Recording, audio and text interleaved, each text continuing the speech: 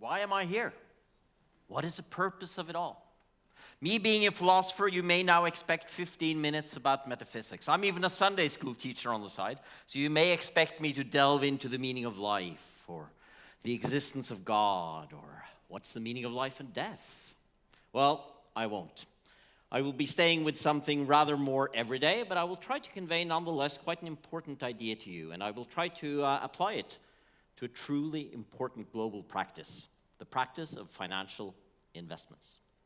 The idea I want to drive home to you is a rather simple one. It may seem like common sense, but I live by the motto that common sense is not so common. So it can be good to think about that as well. The idea is that we human beings most often act from several motivations at the same time. We have several motivations or reasons for what we do, and often one is not enough. So it's not one that is sufficient. We need more together in order to do what we do. So let me go back to my initial question. Why am I here? And this time, the quite concrete one of asking, is there a tuba on here? I like that. I'd like that on the side. I'd like some musical accompaniment. Well, why am I here in Trondheim? Or Trondheim, as they say up here. I'm here to give a TEDx talk. Is it because of the multi-million-dollar fee that I come here? I'm just joking. We don't get a fee to do the TEDx talks, and we're very, very happy and grateful to be here nonetheless. I actually did give a talk recently, which was paid, and I said as a joke that I came here for the $1 million fee. No one laughed, and I thought, shucks, I should have asked for more. Sometimes, of course, I do give a lecture that pays a fee, but I can assure you that it's very rare that I come only for that. It could be an interesting audience, like here, something I want to convey. It could be the prestige sometimes, or it can simply be that I can avoid a boring meeting at work. Actually, this weekend here in Trondheim is for me quite a good example, because while I'm here obviously to give a TEDx talk, we also have a daughter who lives here in Trondheim because she studies here. So I'm here to visit her. I must admit, even though I'm very, very grateful for the TEDx invitation, that I probably would not have accepted it if it weren't for the fact that I could also visit our daughter.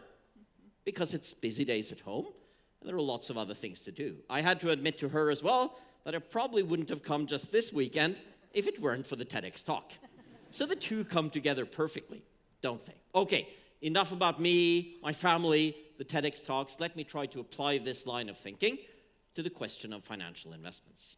I had the great honor a bit more than 10 years ago to work as a while as head of corporate governance for what is now the largest sovereign wealth fund in the world, more famously known as the Norwegian Oil Fund. My task was to find out how this fund, as an investor, should be engaged. Some of you may own shares, so you know what it means to be an engaged owner. It means that you can vote at the annual general meetings, right?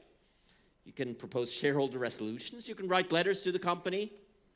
You can team up with other investors. You can influence the companies that you own. So in what way should the Norwegian fund engage? Well, our owner, the finance minister, on behalf of the Norwegian people, said that we are to be a responsible investor. Therefore, we are in our engagement to take seriously what is known in the world of finance as the ESG. That world is full of three-letter abbreviations. And this one stands for environmental, social, and governance issues.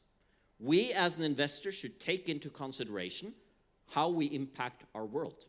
We should be responsible and we should be ethical. Now comes the important point and the interesting one, namely that when you look at the rationale for this, the stated motivation, it's not put in terms of ethics or a better world, but in terms of financial investments making a profit. The papers say that we are to be a responsible investor because that secures financial returns in the long term. So in short, it's described in terms of money and not ethics when it comes to the rationale. So which is it? Do we do it in order to be good, or do we do it in order to earn more money? Well, in an ideal world, we could answer, the two are the same. If you act well, you will also earn more money. And if you think about the right ways to earn money, that will probably be what is also ethically right. And I wish it were that simple. But it's not always, is it? Because sometimes we disagree on what is right and what is ethical. And not least, sometimes we can earn a lot of money from actually doing what many people would consider the wrong thing. In addition to that, I would like to also stress that when you are a financial investor, you actually have a tough job. There are lots of things to look for. And if at the same time you are supposed to be the Red Cross or save the children or do good, you may put your eyes off the target and forget the actual job you're going to do. So what do we do?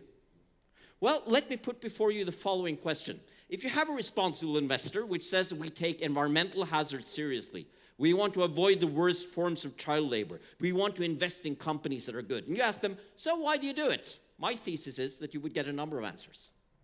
The first one could be that we want to live up to the wishes and values of our end owners. We want to make money. We want to stay within the law. We want to maintain a good reputation and not end up on the first page of the wrong papers. We want to avoid unnecessary financial risk. We want to find objects for investment, companies that are really solid and good, and we can believe in them. And maybe quite a few would say, I want to have a good conscience in what I do. I want to go to bed and be able to sleep. I want to make sure that I don't destroy Mother Earth. So which is it? Why do you really do it? And as you can understand from my argument, my relatively simple yet complex thesis is that we need to act from several motivations at the same time, and they need to support each other. Why do I think this is so important? Well, I would put it in this way. This is important because investors can make a real difference. Investors who really engage, whether they be from Norway or China or Abu Dhabi or wherever, can actually make a difference if they use their influence on questions like labor rights, children's rights, the climate, water quality. On all of these questions, you can actually pressure companies into changing their tack and doing the things that you believe are right to do.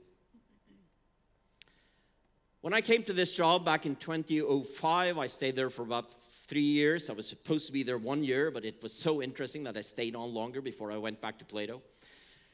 I actually landed a front page in Wall Street Journal. It's the first and last time in my life, I can assure you, and it was in the joke column. Norwegian fund hires philosopher, haha. And they put it in the following way: here's a philosopher with a problem. How to manage one of the world's largest investment funds ethically. And I admit it's a challenge. It's even often a tension, but I think one of the most dangerous things we can do in life is not to admit the tensions that are there. I'll add at this point the obvious disclaimer that I'm not speaking on behalf of the fund. I don't represent the fund. What I'm saying is not the official fund policy, but I think it's a pretty good interpretation of what such a fund is doing and what it should be doing. Because I think this is also about the future of our world and the future, what we can broadly call the capitalist system. If that is a system that only thinks about what generates profit, it becomes immensely narrow-minded. I think we need a wider ideal of what it means to be an investor or a businessman or woman. The Oslo-based Business for Peace Foundation has coined the term to be business-worthy. And I think that's a quite good one. What do we believe it takes to be a business-worthy investor or company? We have to think plurally. We have to go beyond the one-track mind or the one core motivation. And I'll end there by trying to broaden it out to all of us, because I think this doesn't just apply to business or investment. I think it applies to life. I think a happy life is one where we feel that we can have several reasons and motivations for what we do. Ideally, it's a life where serving the other and being sure that we actually care about our environment and our fellow human beings is also a life where we feel that we lead the sort of life we want to lead. That is good for you and good for me. Ideally, I would say that such a life is one that generates gratitude, that we are happy about each other, that we do things for each other. I'm reminded of the Christian mystic Meister Eckhart, who used to say that if the only prayer you ever say in life is thank you, that's enough. And so say I. Thank you.